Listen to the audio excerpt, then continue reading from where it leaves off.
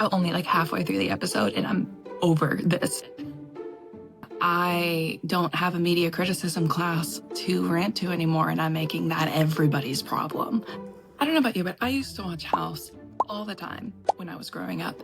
And growing up chronically ill and a fan of the show House with Hugh Laurie led to me kind of being convinced that if I could just get in the room with him or the writer's room, I was a practical child, but the writers seemed smart. I felt like maybe they could figure out what the rest of the doctors and specialists could not figure out. I just found out / remembered from the recesses of my brain that House has an episode about Ehlers-Danlos Syndrome. Now, I do not have high hopes for this episode, but I figured I would watch it and share it with you. Maybe you can tell from the title of this video how it went. Okay, let's watch and see what happens. The fact that this is one of the few episodes that House is not even in the office for, it feels very on brand for EDS diagnosis. Like, of course, he's on a road trip completely focused on something else while this is happening. Y'all. Just found a girl in a hoarder's house under a tarp. And the guy was admitted for a nosebleed. I am not sure if any of these are symptoms of EDS, but they're focusing on the hoarding a lot. One might argue that they need some Hollywood razzle-dazzle, but Ehlers-Danlos Syndrome is such a complex, weird condition that has so many difficult symptoms as it is. Like, I often felt like a House episode myself. I can't imagine them needing to zhuzh it up, except even the writers didn't know what the EDS was, and they were like, I don't know, man, it's a weird genetic disorder, maybe it makes you hoard earwax. When I first heard that they had an EDS episode, I was like, how did we watch this? Because my whole family was obsessed with this show. I understand how we would have watched this episode and not. Well, this came out in the early 2000s, and no wonder nobody knew what was going on. Because, I'm sorry, but if the House writers don't know about it, then nobody does. I'm only like halfway through the episode, and I'm over this. Okay, so there is a guy who's been admitted into the hospital. Wife has now come to the hospital, and they're like, she's the hoarder. He's just sick because of her hoarding. And now he's talking about how, like, she started hoarding and she couldn't let go of things. And they're looking at him like he's this poor, sad soul. And I swear if she ends up being the one with EDS and he is just like the poor, sad partner that's stuck with her, I'm gonna piss.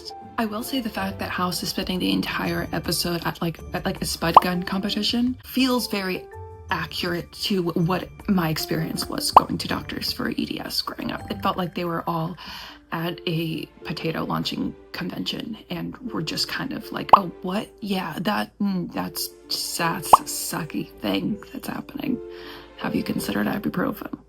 I do think it's interesting that they spend most of the episode on the B plot talking about 13's Parkinson's and her being like concerned about growing old and like not having anyone there to take care of her.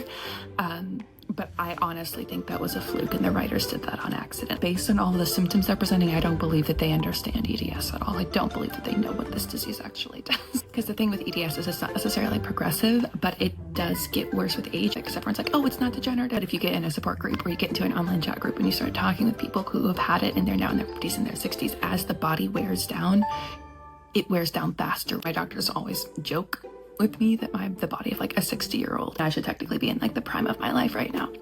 And so it is hard to not make the mind wonder, like, what are things gonna be like in 5 or 10 years from now? So whether they meant to or not, the Parkinson's through line in the B plot is kind of on topic.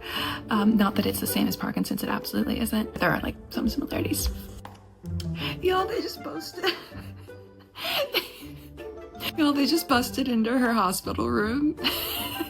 Like, we think you have Ehlers-Danlos Syndrome. It fits all of the symptoms. Do you think that this is something you might have? Mind you, the symptoms to date is like a fever that they think is brought on by some fungus that they got from the hoarding. And they've just recently discovered, trigger warning, that she has been having some miscarriages. And while, yes, hypermobile Ehlers-Danlos Syndrome can make you more prone to miscarriages, Neither of these are the primary symptoms. The person that came in wasn't like, we think you have Ehlers-Danlos Syndrome. It can cause blah, blah, blah, blah, blah, blah. She was just like, do you think that's what you have? If the writers don't even know what this is, how do they expect this lady who is agoraphobic and has been stuck in her house to know what EDS is? Now, maybe she's been on a binge going over medical files, but it seems unlikely. Y'all. They're like, we can treat her physical symptoms, but the hoarding, that's forever. Not to like diminish hoarding, like it is a very serious thing.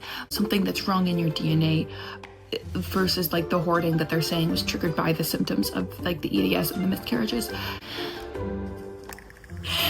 He just said, can you cure her? And they said, we can treat the physical symptoms as they arise. Who is this we that you speak of? I would love to talk to them, because when I went to the Mayo Clinic to get my EDS diagnosis, they said, congratulations, here is a pamphlet, I can't make this up, on Tai Chi.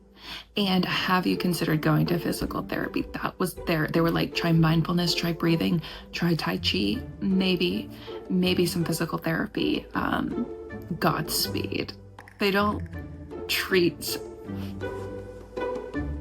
There is no one set treatment for EDS, and definitely not in the early 2000s. The one bright spot is like he doesn't leave her in the end, but that's about it. I no longer. I'm to go back in time and tell 12-year-old Tori that we're just gonna have to wait it out like everybody else, because even though they did have an EDS episode, House writers and co did not know what they were talking about. And I'm sure they did the best with the information that they had, as was also season 7. So I think they were running out of ideas in illnesses. That's about the time when I was going to doctors and trying to get diagnosis. So just kind of honestly is a little bit validating that like nobody knew what the F this was back in the day. I felt more represented by 13 talking about her Parkinson's than I did by like any of the symptoms of the EDS patient. But the fact that it didn't even start with her being the patient and House was never there the whole time, incredibly true to the EDS diagnosis journey. So I will give them that. But I don't think they did that on purpose. I will say the girl in the hospital looks as tired and over it as every other person with EDS that I know. But I think that's just that we can't give that to the writers. That's just the actress. Well, that was a thing that we saw, isn't it, though? I am probably never going to watch that again, but now we know. Pretty sure the title of this video is going to be I Watched It So You Don't Have To, because, wow. I wouldn't recommend watching it, but if you're down for a laugh, I did find some of this episode to be slightly comedic in ways I do not think that they initially intended. Specifically when she just looked at her and said, do you think that that's something that you might have? They don't show anybody coming up with a diagnosis. One of the interns just like comes into the hospital room and just like, oh, we think you have EDS. But nobody, there's no brainstorm session. There's no like ballies bouncing on the wall. Like, what is it? What is it? What is it? We gotta solve. No, Cuddy's not even in the episode. He's not even in the hospital. They don't even have like a whiteboard of symptoms of like nothing. I'm so disappointed. The only thing they got right is this is exactly the same frustration I would feel trying to get a diagnosis back in the day. Anyways, those are my thoughts. Let me know what you think below. And on a positive note, if you have seen good EDS representation in media, let me know, because I'd love to check that out.